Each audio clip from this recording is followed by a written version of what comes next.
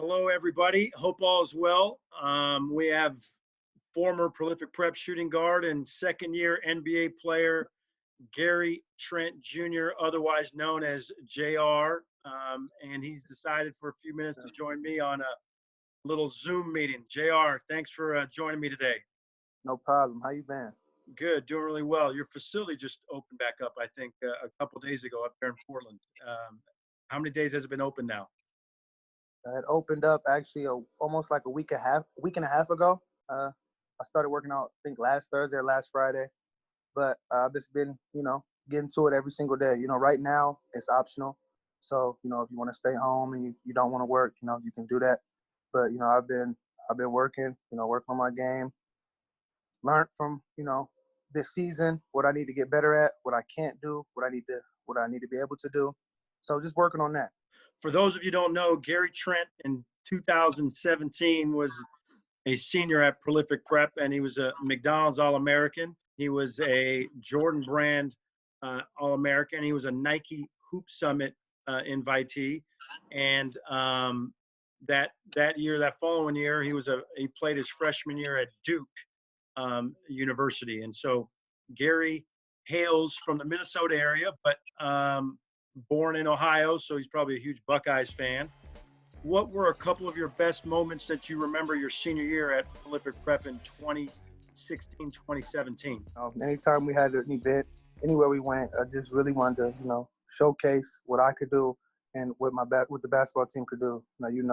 But to be honest, my greatest memories will be off the court. I still in contact with Paul Scruggs, Boo Job. I still talk to everybody. Nathan, Amadou, I text him every once in a while. I even talk to Sekou. I talked to Ethan.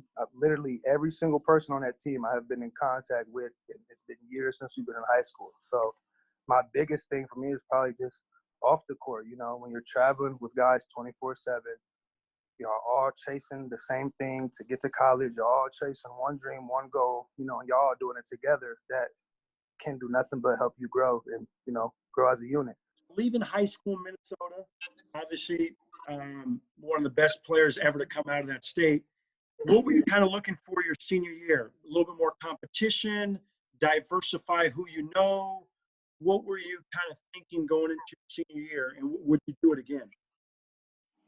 For sure. With no questions asked, I would do it again. When I decided to, make the jump and go into prep school, it was to help me elevate my basketball game as much as I could, help me get my academics together, make me eligible, help me graduate as best as I could.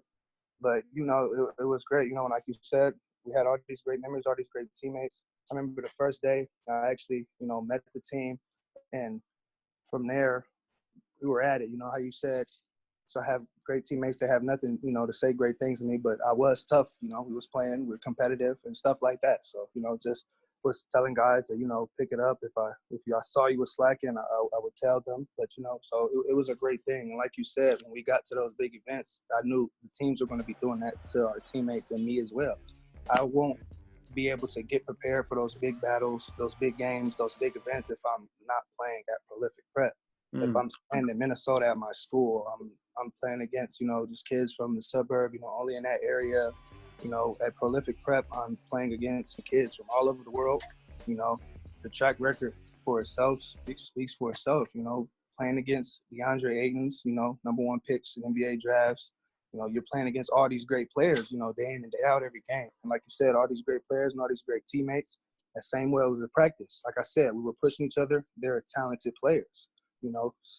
You can only sharpen your skills up by playing against other great players. You can't sharpen your skills up playing against people that don't push you, that don't give you an edge. There's some days that somebody would be hot and they would try to come at you, and that's when tempers get flaring. But it all made us better. That all made us close, and I wouldn't get that if I was not at Prolific Prep. It prepared me for college. It gave me a chance to separate myself. Some people don't want to leave home, don't want to leave their parents, their families. And, that separation, what are you going to do when you're going to college? You're going to have to leave them, and your plan is to go to the NBA. You don't plan on being with them. So, it just prepares you. It gives you a year of separation. to really see, okay, how can I live by myself? Okay, if I stay with a host family, I'm doing laundry. If you might have little chores, anything, it could teach you, anything. But, I wouldn't get that at Prolific Prep. It took me out of my comfort zone. It wasn't familiar territory. Hmm. I never met nobody moving into the area. Like you said, okay, I'm moving in the middle of Napa, but all that did really was, help me grow, help me be able to deal and conversate, with a different type of crowd, a different type of people. I met families from Prolific Prep that were host families that I still talk to this day. When I go to the Bay Area, I can literally just knock on the door and it's open arms. Hey, how are you doing? So it's really a family atmosphere. It was, it was great. I don't regret my decision at all. Being in Napa, I seen things that I would never seen before. Whether it's valleys or wineries, having events and stuff like that. Just everything. So it was great. And being in California was a great place. So currently you're in the middle or kind of towards the end of your second NBA season. We don't know when the NBA Yeah, regular season will continue, and true. hopefully in a couple months it'll resume. Um, drafted at 19 years old out of Duke, turned 21. Actually, on your birthday, you had your career high, I believe, on Yeah, January 18th. So now 21 years old, going into your second year, you're already in your second year in the NBA. Huge improvement in terms of, it may just also just the opportunity. You play on a team that has basically two all-stars in the backcourt. So sure. if Gary Trent Jr. might be with another team, then your minutes might, be completely different. But it is Yeah. what it is. Big improvement in three-point field goal percentage this year. You've almost quadrupled your points per game. Um, a little, give the viewers a little thought on terms of two things. Going as a rookie into your first year in the NBA, obviously with the Portland Trail Blazers being a fixture in the NBA playoffs, and then the big jump from first year to second year, still only being 21 years old, which is still one of the youngest guys in the NBA. Kind of let the viewers know a little bit about those things. Like you said, going into my first year in NBA, I went to a great team. A great team. They had Damian Lillard, CJ McCollum, Mo Harkless, Chief Aminu, Nurkic, the stack, Evan Turner, vetted team. So, coming in, I didn't plan on playing a lot. Me coming in to the Portland Trail Blazers, the only thing I wanted to establish is, that I was a hard worker. I was going to try to earn anything, any minute. I was going to try to earn it through everything. And I was a great teammate, and I knew how to play the game of basketball. And that's all was my goal going into my first year. So I had no expectations of playing. So if it happened, it just happened. I was going to make sure I was ready for it. So that whole year was, if I would say it was easy, I'd be lying because it was difficult. It was the first time in my life I was, being on the scout team preparing other players for their game. So it was a shock for me at first, and it was hard to deal with, but being mentally tough, being, how my parents raised me, I was able, to get through that. But it was a tough year.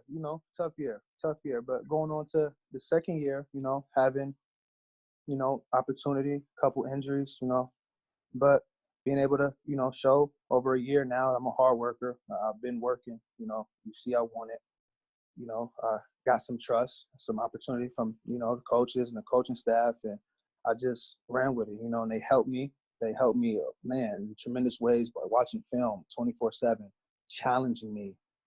There would be plays where I would hit 3 threes in a row and they're yelling at me for what I'm not doing on defense. And that does nothing but motivate me. So I continue to do that and they challenge me and, they make me better. I want to be known as a two-way player in this league. I don't want to be known as a shooter. I don't want to be known, a scorer and a two-way player. If you can do both, you'll make yourself elite. And, that's what I'm focused on right now. Projected out of your freshman year at Duke, you could have gone anywhere from like 15 to like 40 regarding in the draft on most mocks or whatever.